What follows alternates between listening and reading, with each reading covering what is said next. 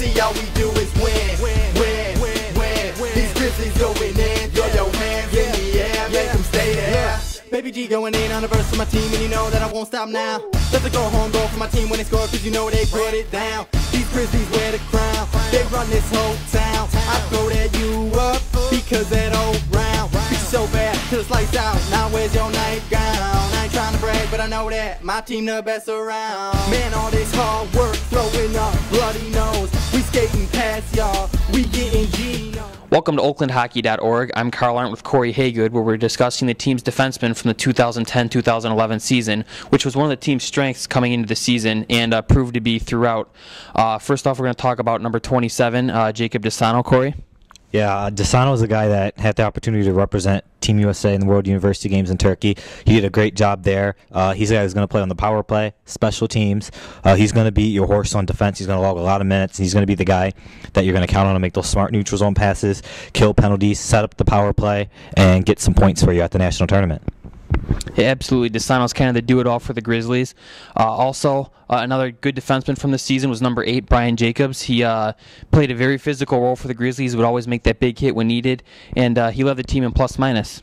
That's one thing that when people look around at Brian Jacobs, that's not the first name you would say leading the team in plus-minus, but he has a hard shot. And even though you can obviously say that sometimes Jacobs makes some key turnovers here or there, it's certainly, with his plus-minus, the stats show that he certainly makes up for any type of mistake that he makes by playing smart hockey, setting up the plays, and just being an all-around great player for Oakland. So certainly he's going to be after a guy that's going to be able to keep it up, and he's got a little bit of speed as well.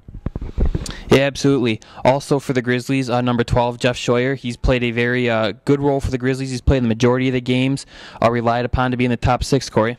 Absolutely. When you look at Chu, he's a guy that's developed from D3 very nicely, and that's something that you need to see. You need to be able to go down there at times and get guys to make sure that they develop and help out your squad, and he's done that.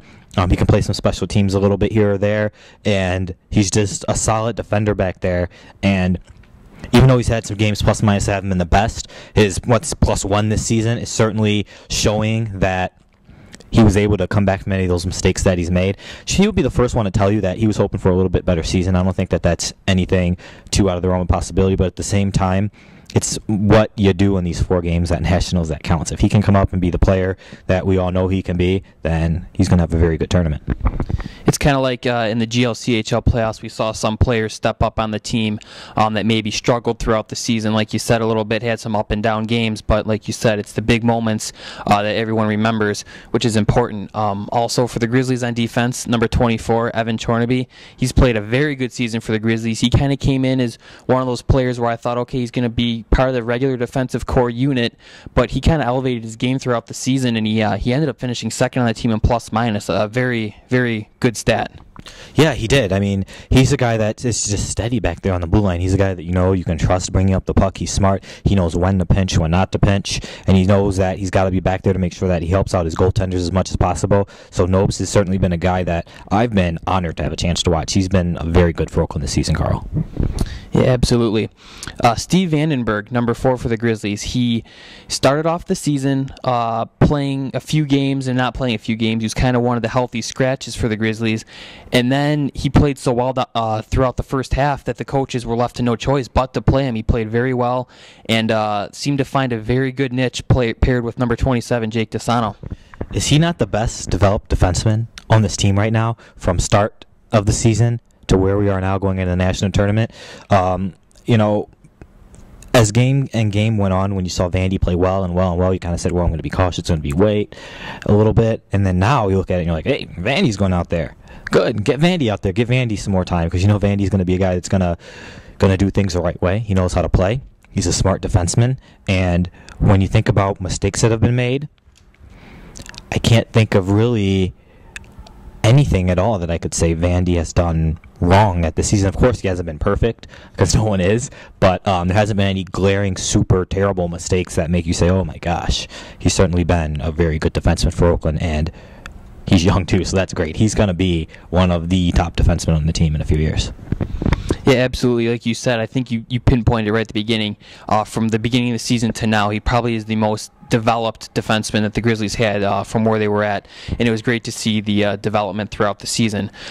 Captain Colin Ronan, number 9, in his senior season, he stepped up very big for the Grizzlies, and he's always provides that defensive and physical presence, and he's the vocal leader in the locker room.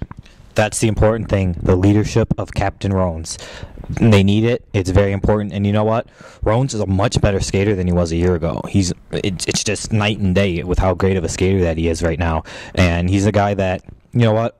Okay, Rones isn't going to sit up there and put up 10 goals, 24 assists.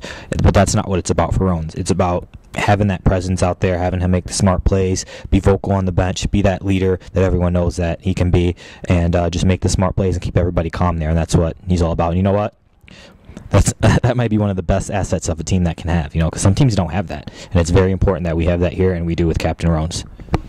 Yeah, it's a big thing. You see some teams go into the tournament thinking they can just outscore and outplay everybody, but you have players like Ronan and also what would be number 5, Dennis Kappa. He's been sidelined with that unfortunate knee injury in his senior season. It's sad to see, but he's just one of those steady players. Again, Dennis Kappa, when he was out there in the first half, you could see he was comfortable. He's used to playing roles, big games.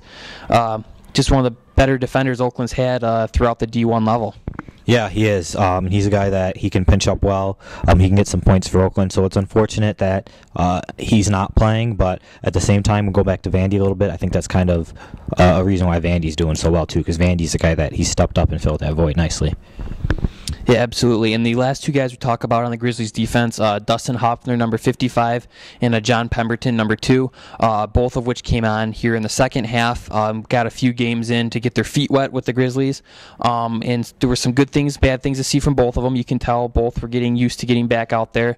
But both players seem to have a decent future here with the Grizzlies. Yeah, for Dustin, too.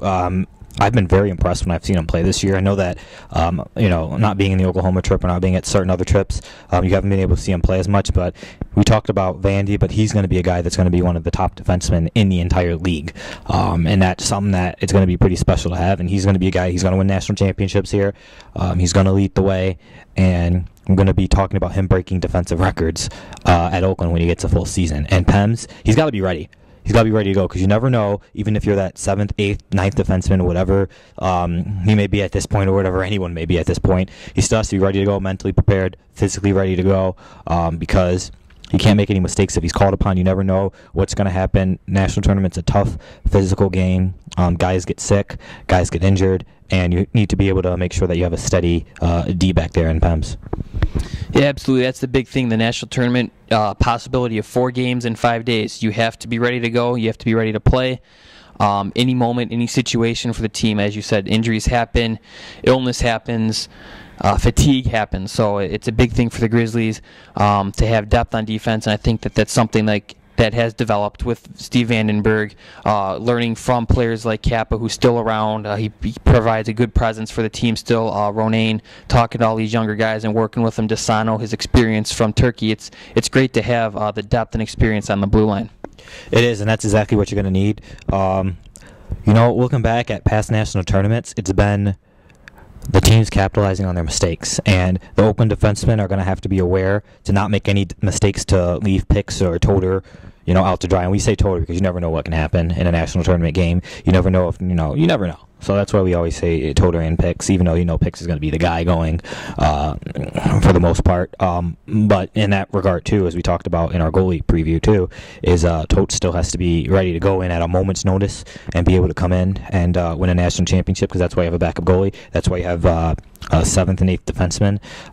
Your 13th, 14th forwards. Those are all guys that, even though they might not expect to get in, they have to be mentally ready to go, because at a moment's notice, coach might say you're going in, and you don't want to be the guy left sitting there wondering what's going to happen, because it could be right at the rink, right before they change the lineups or get the lineups in. Something might have happened to somebody at the last